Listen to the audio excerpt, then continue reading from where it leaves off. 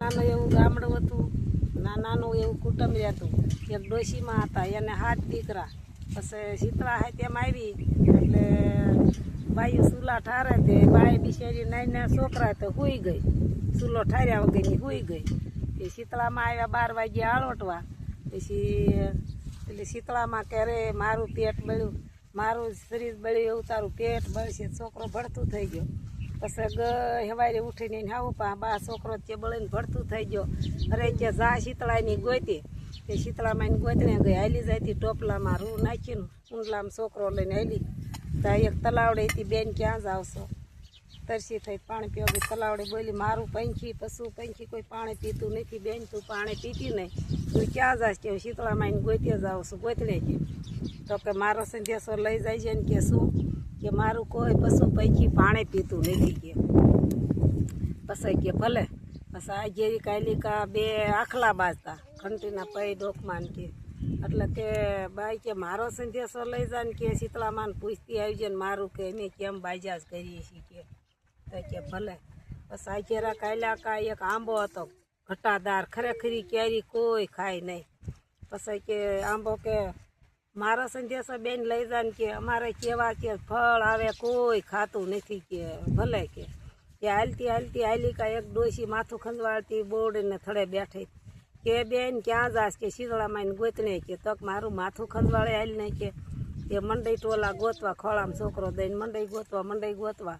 તે માથું ઠર્યું એટલે કે મારું માથું ઠર્યું તારું પેટ ઠરશે. છોકરો મંડ્યો રોવા. તો પગે પડી ગઈ શીતળામાં તમે જ હોય કે મારો છોકરો બળીને ભળતું થઈ ગયો કે.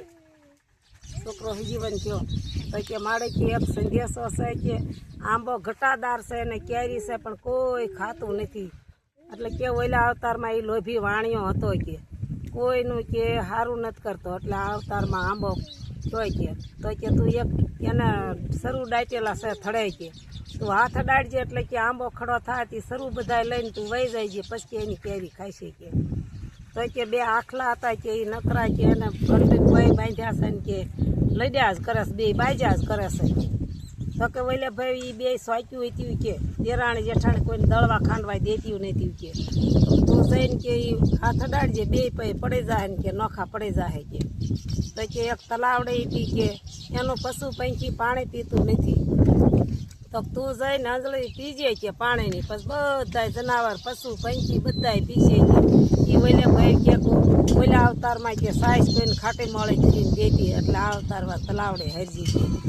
કે પાછી આવીને આંબાના થડે જઈને હાથ અડાડ્યો તો ખડો થયો એટલે શરૂ બધા લઈ ગઈ.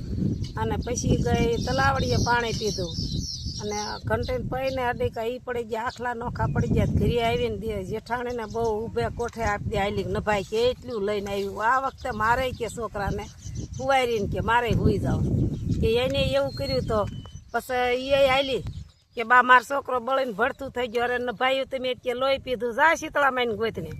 એ તો હડફડ હાલી હુંડલો લઈને તલાવડી પૂછ્યું કે બેન ક્યાં જાય? કે તારે હું છે નહીં જોઈતી કે મારો છોકરો બળીને ભળતું થઈ ગયો છે કે. તો કે જા થઈ. પછી ઓલા આખલાએ પૂછ્યું કે બેન ક્યાં જાવ છો? કે તને તારે હું જ્યાં જાવ ને કે મારો છોકરો બળીને ભળતું થઈ ગયો તને નથી ખબર પડતી કે. તો કે તઈ જા કે. પછી આંબે પૂછ્યું તો એને એ જવાબ આપ્યો. તો કે જા તઈ શીતળાની ગોતી. ડોશી બેઠા હતા કે બેન મારું માથું ખંજવાળને બહુ જ કે જુવા પડ્યા. તો કે તું ભારતીને મારો છોકરો બળીને ભળતું થઈ ગયો છે અને તારું માથું હું જોઉં કે ગેલી ગાંડે ડોશી બેઠી સોય કે આખું જંગલ ભટકી ક્યાંય શીતળાને ભેટો ન થયો. બળેલો છોકરો પાછો લઈને આવી. એટલે કે એમ શીતળામાં ન મળે કે હાથે કરીને ત્યાં ચૂલો નહોતો ઠાર્યો. હવે નહીં આવડે હાથે પૂરી થઈ. બોલો શીતળા માતની જય.